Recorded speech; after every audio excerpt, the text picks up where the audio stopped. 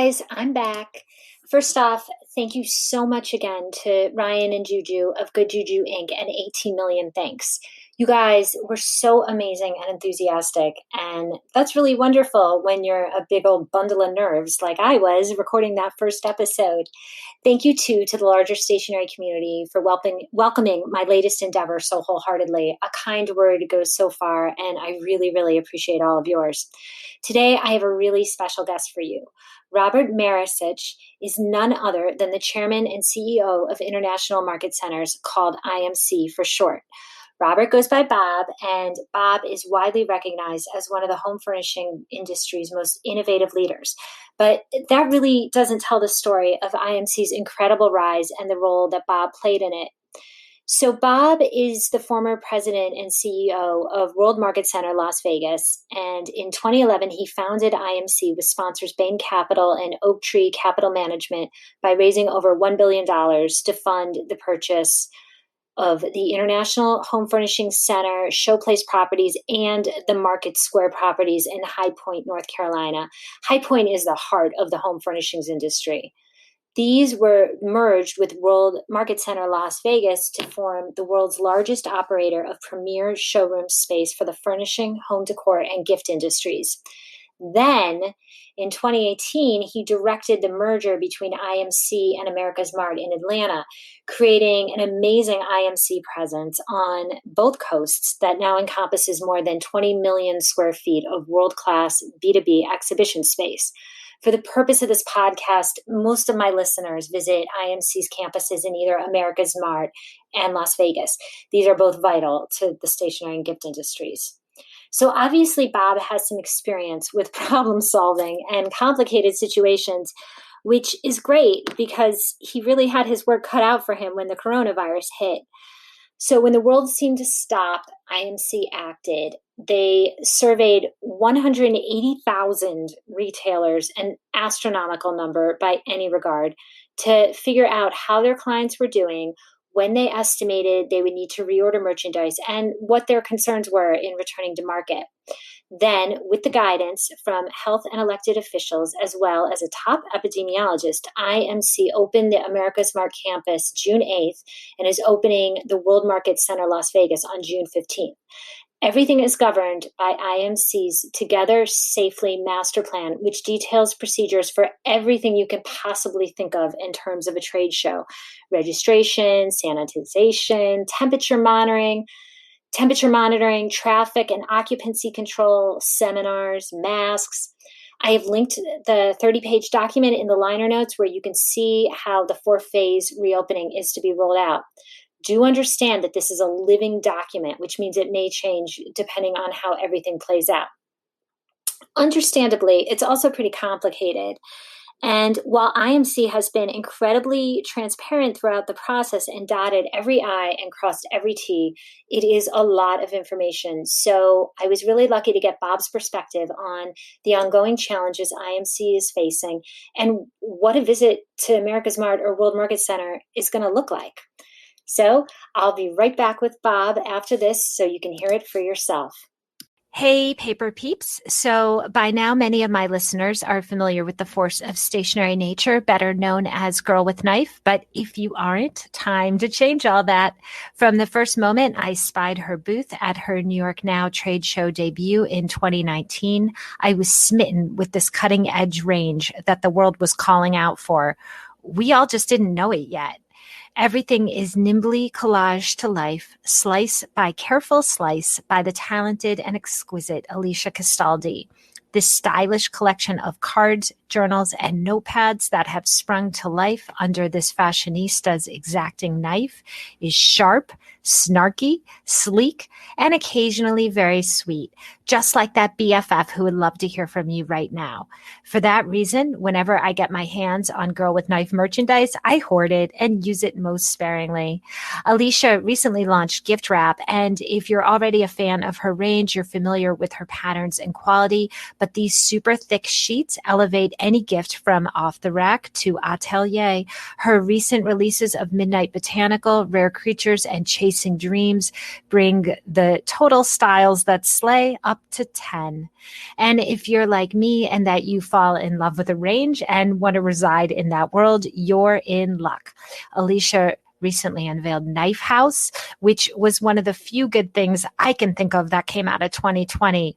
That was when Alicia shifted her operation from LA to this newly renovated concept home in Palm Springs. This completely private, walled and gated estate features panoramic mountain views and countless luxe surprises. Take a tour through its magnificent blush pink doors at www.knifehousepalmsprings.com or find it on Instagram at Knife House Palm Springs. Good luck getting your jaw off the floor as you take in this perfect California adult playground. These glamorous digs are available for photo shoots, film projects, special events, and short-term rentals. But just as importantly, all that exquisite Palm Springs flora and fauna have inspired Alicia's soon-to-be-released journal and notepads. She tells me that they're also expanding into home decor, which I, for one, absolutely can't wait to see. So now that you've glimpsed this wonderful world, you need this cutting-edge lifestyle brand in your life. Find Girl with Knife in hundreds of shops across the U.S. and over half a dozen countries. Alicia and Girl with Knife have also been featured in New York Magazine, LA Business Journal, BuzzFeed, and of course, Stationery Trends. I've run her work there countless times. Alicia was one of our 10 designers to watch in 2020 and proceeded to live up to that designation when last May, 2 out of her 3 nominated cards took CHAP honors at the Noted and Noted virtual greeting card competition. Then, for our winter 2021 issue of Stationery Trends, Alicia designed the 10 designers to watch frontispiece for us. It is something else if you haven't seen it yet. Also, as of 2021, Alicia is represented by none other than the Daniel Richards showrooms in Atlanta and Dallas. Dan's eye is renowned in this biz, so his representing Girl with Knife is unsurprising, but it also means that this brand needs to be on your design radar stat. Check out this beguiling range at the recently refreshed girlwithknife.com. Right now, the theme is Season of Fierce, and I think we can all use one of those about now. I guarantee your stationery will slay.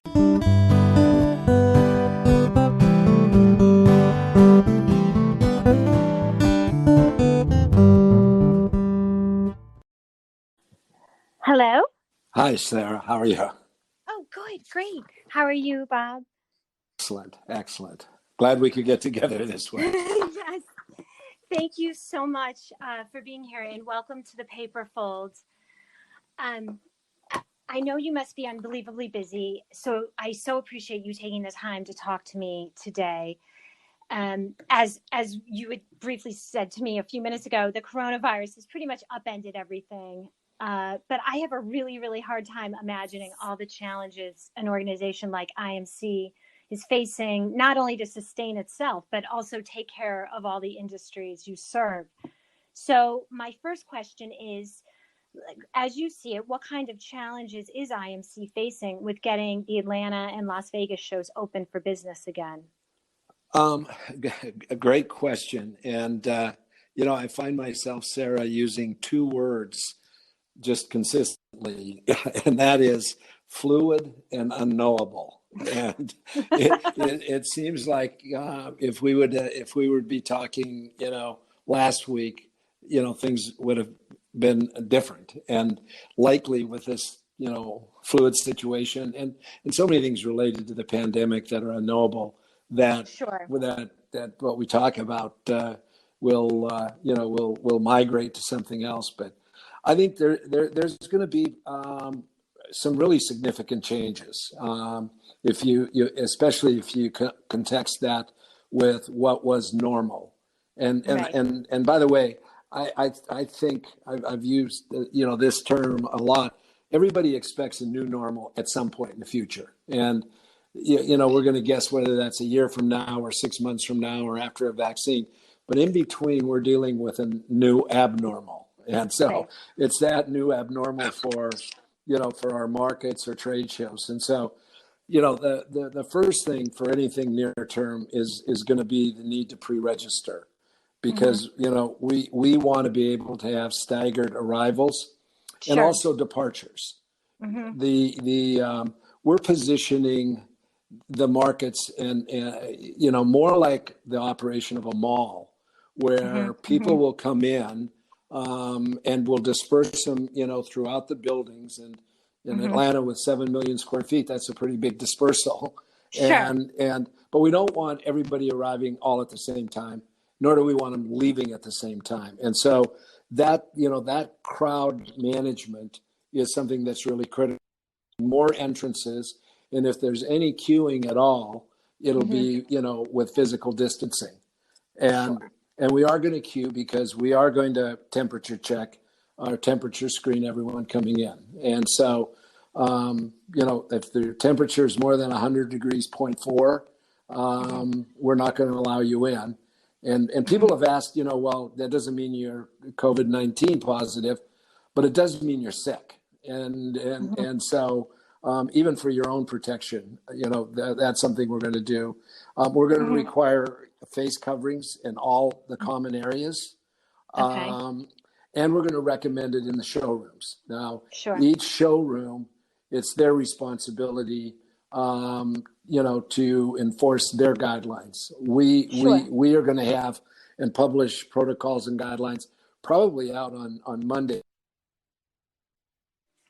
With our task force and with experts, and we even hired a globally acknowledged epidemiologist, Dr. Carlos Del Rio. And so everything we're doing has really been under his advice, and also with the medical community associated with Blackstone. But we will have social distancing, or physical distancing, as I guess more people are using that term, for queuing to get on elevators. Sure. There'll probably be a lot more use of escalators, and social or physical distancing on them, and there'll be capacity limits. So you just can't load up a bunch of people into an elevator. And then we'll put restrictions on the number of people per square foot that could be in a showroom. So there may be 5 people per 1,000 square feet, and again, that will be up to the showrooms to monitor. And it's for the protection of everyone. Right. And so there will be an inconvenience. Certainly, probably longer waits for elevators and the like. But also something that will really be different from past shows. At least during an abnormal period here, there'll be no seminars, no social gatherings. Food preparation will be all done under the safest conditions and prepackaged. The days of buffets they're gone. That's right. Their history. And so quite a few changes. Again, all with a construct that we need to ensure that people are safe and feel safe. And so that's I think that's what somebody could expect throughout this summer and fall. Right. Okay. I mean, that makes sense. And I like that you call it the new abnormal. I actually think the new normal is kind of a contradiction in terms. I mean, if it's new, it's not normal. So yeah. But it is abnormal. So another thing I'm really curious about is obviously you have Georgia and Nevada, different states seem to have a whole bunch of different restrictions. How is that affecting how you guys are approaching each, specifically Las Vegas and Atlanta? Okay. And can I go back on you? I forgot something very important as I was thinking through all these changes. We'll have, we will have hand sanitization for each individual. And we also will have hand sanitizing, freestanding devices before every escalator and elevator and in hallways. Nothing is more effective than washing your hands. There's some controversy around gloves, but just to put it into context, we have on hand over $400,000 worth of hand sanitizers, cleansers, masks, PPE equipment. So it's a big deal. So Nevada and Georgia are two very, very different states. Right. I mean, I can only imagine that, the logistics of, trying to put, I can just imagine it must complicate things for you. Well, it does, but not to the degree that you might think, because we're trying to do everything we can to be the safest and the most secure and yet comfortable. It really comes down to timing. And so there is a complexity in Georgia. As you know, Georgia has been one of the first states to open up, and along with Florida, the first to, reopen restaurants with restrictions and health clubs. And so, the jury is out on how wise that might be, but the data coming for both Georgia and Florida, doesn't seem that there's, any downside to that. But there's more. So Georgia's opened up sooner. Nevada, Governor Sisolak has been much, much more conservative, and the state is actually still closed, except for very essential things. And it looks like June 4th is the date that it will open up there.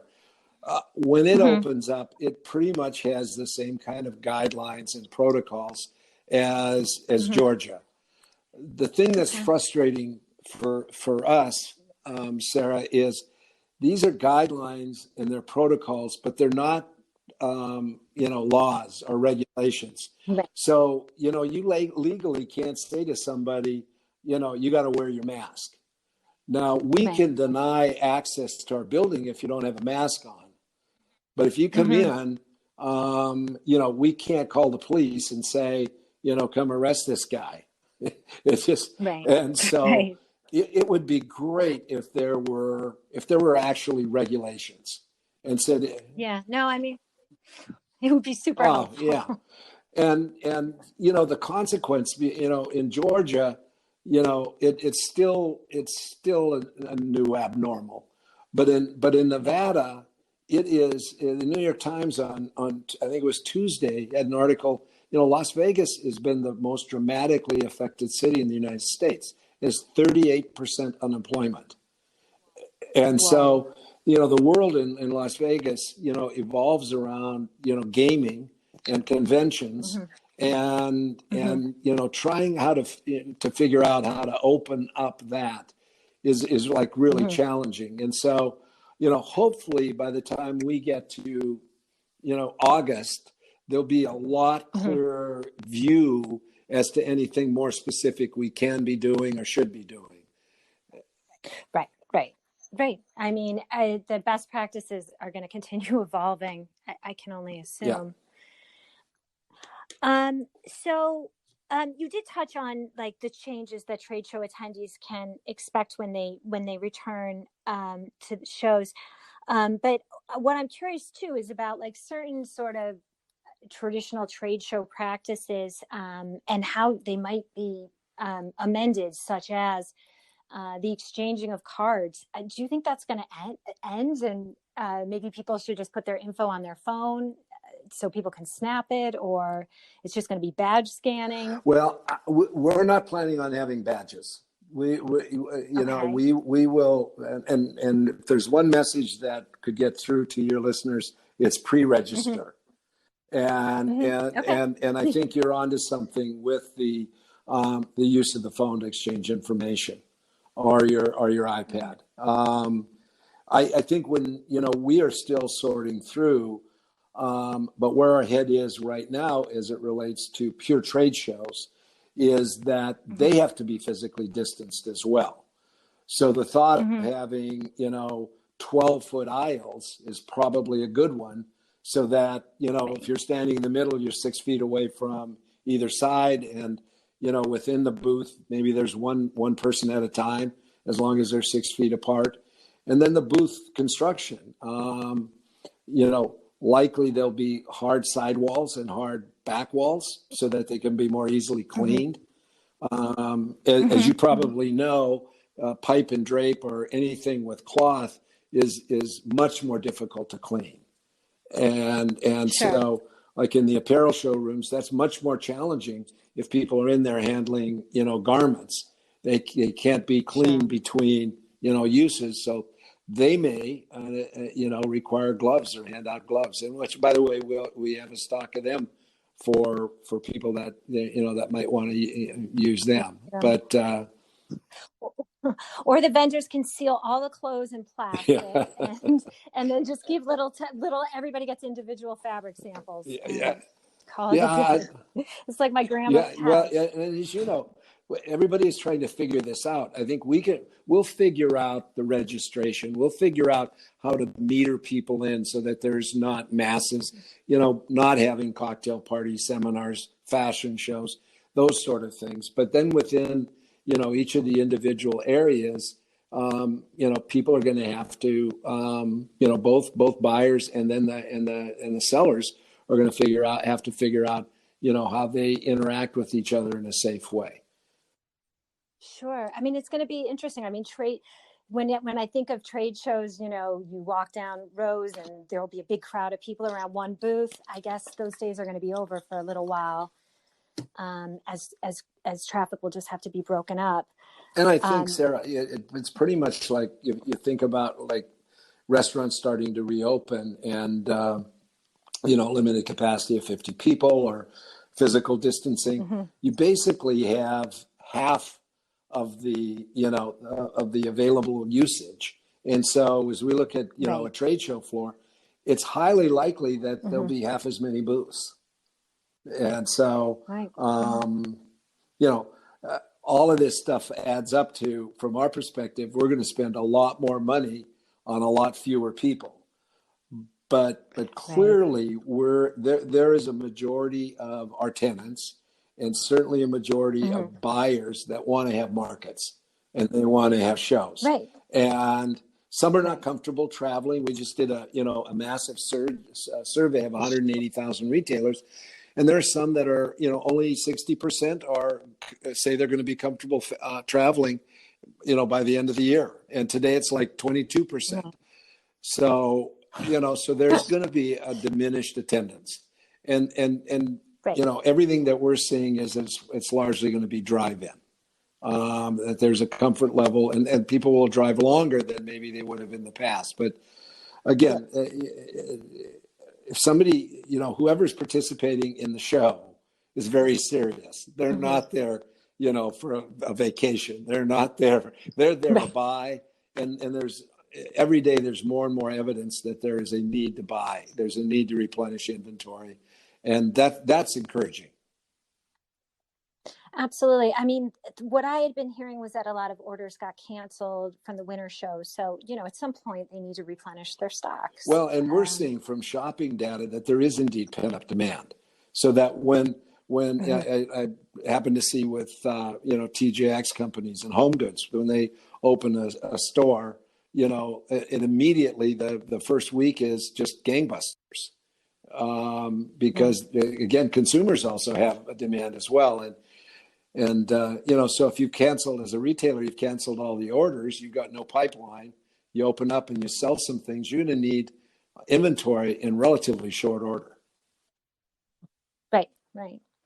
Right. I mean, plus there's just no alternative to seeing stuff in person when you're buying, seeing the vendors in person, the face to face, especially now when we all feel so isolated. It's really meaningful to see these connections. Well, and also back to our survey, 56% of the people in the gift category said that the physical market is more important, more critical now, which is very interesting. And a lot of people have been pretty adept at working with Zoom and digitally and trying to fulfill orders online.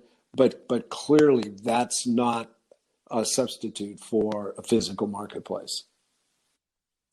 Sure, absolutely. And then and finally, in the meantime, I just wanted you to touch on, if you could, what resources IMC is offering your community to just keep them in the loop, keep them informed in the meantime.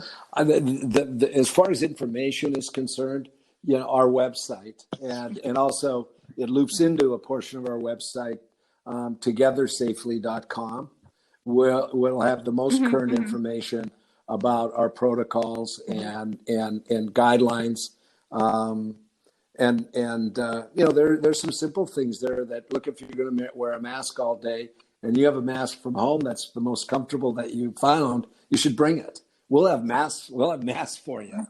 But but the information, we'll amalgamate on our website.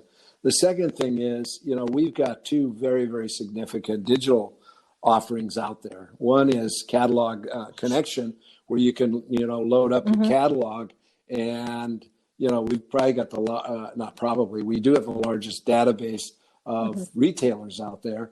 And, they have access. I think there's about 300,000 unique visitors to our websites that have access to those catalogs.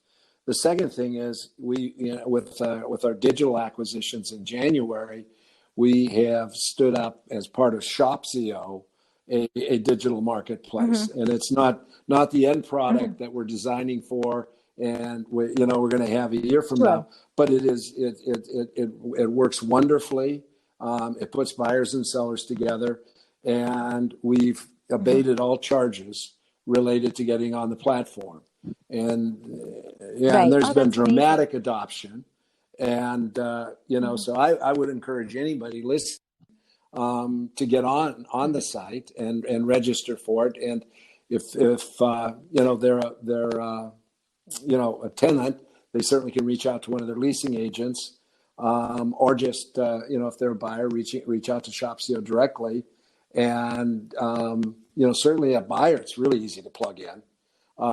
As a vendor, we would, upload your product line real quickly, and it's fairly seamless, and you're in business. And again, we've said, between now and the end of the year, that there's no charge for being on this digital platform, no commissions, nothing.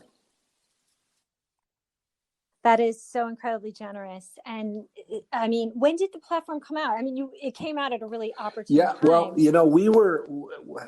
we've been working rapidly in standing up IMC digital initiatives. We bought two companies in the third week of January. In fact, I happen to know this. Today's day number 137.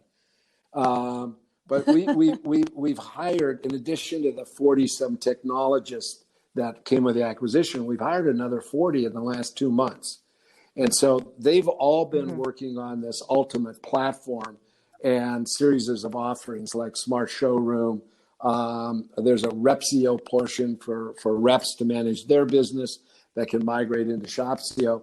But when markets started getting canceled and the stay-at-home orders went into place, we just put all our resources for the last month against getting Shopsio up and easily scalable, so that we could offer it. So I would say, it could be 3 weeks ago or 4 weeks ago where we started, touting that if you want to get involved with a digital marketplace and doing business digitally, here's a way to do it. And, it can't get more cost effective than free. Right. It's incredible, and it's an incredible resource, and it's a wonderful thing to put out there and keep businesses going in the meantime. Well, yeah. Again, I think that people have learned also the importance of digital, and our theory when we bought Pharos and Shopsio was that it's going to be a physical plus digital world, and that markets have their place and they're essential to the businesses. But there's fulfillment, there's making efficiency at a market or trade show better, because beforehand you can get a better view of what's there, who to shop, if you're interested in a new category, and you can even transact on it, and it'll be helpful for reps on the road. it's only going to grow in its value. At the end of the day, our job is putting buyers and sellers together is to do it, in the way that's the most effective and efficient and frictionless, for that commerce to happen. Mm-hmm. We're not Amazon. We don't, we're not looking at consumers. We're not looking to disintermediate reps with a process. We're looking to make, commerce easier and less expensive. Awesome. Wonderful. Wonderful. Well, Bob, I cannot thank you enough for being here today and talking to me. Hopefully maybe I'll get a chance to meet you at an upcoming show. Well, you'll recognize me. I'll have an IMC mask on. and I haven't had a haircut for a long time. So, but please stop by or text me and let me know. It'd be great to see you, Sarah. And thanks for, being thoughtful and reaching out. Oh my gosh. Thank you so much. You as well. Stay well. Bye for now.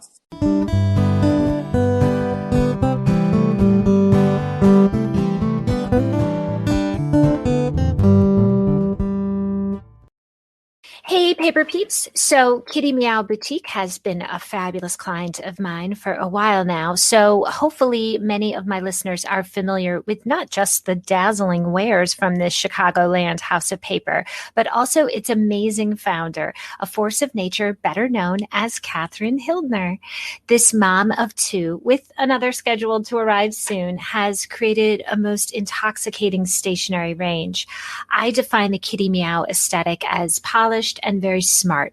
Think of the sharpest outfit you own that you feel like $1 million in, but in stationery form. Everything from typography to envelope choice comes together to pack a most enticing punch. But this range is not just about the surface. It's about honoring those connections with those we care about most.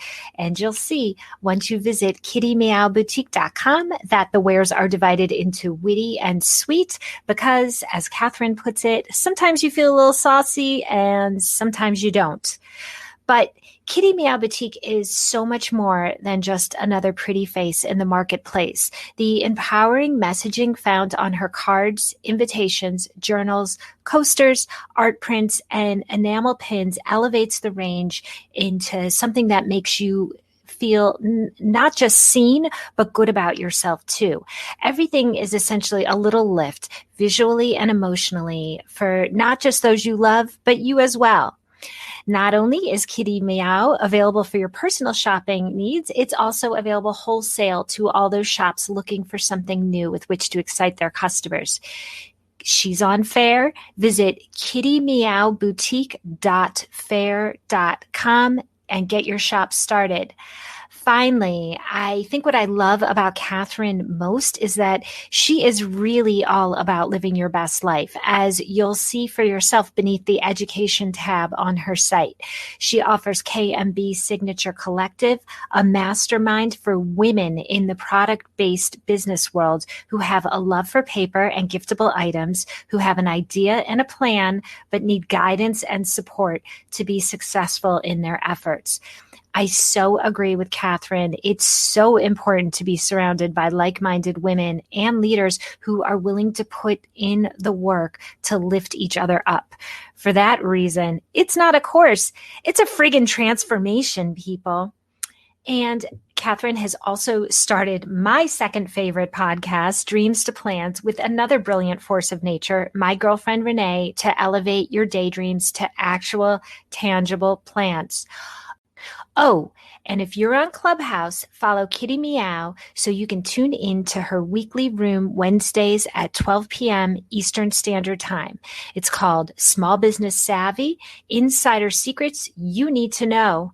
I checked it out for myself last week, and it was just the dose of inspiration and confidence my day needed. So get those good vibes going at kittymeowboutique.com and tell them Sarah sent you.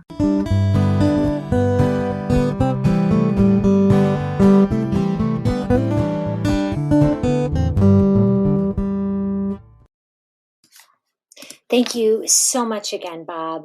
I don't know about you, but I'm definitely getting a clear sense of what awaits when I return to Atlanta or Las Vegas. Now, because these are not the only major gift shows, I am reaching out to others and will be featuring their insights in upcoming episodes. And finally, thank you so much for tuning in. If you like what you hear, please subscribe to stay in the loop. I started making a list of people who I wanted to interview, and it got really long, really fast. So the plan is to keep posting episodes every week or so. I do want to hear from you, though. You can leave me a voice message to potentially be included in an upcoming episode through my Anchor page, or drop me an email telling me why you should be my next guest. Thank you so much again, and please stay well.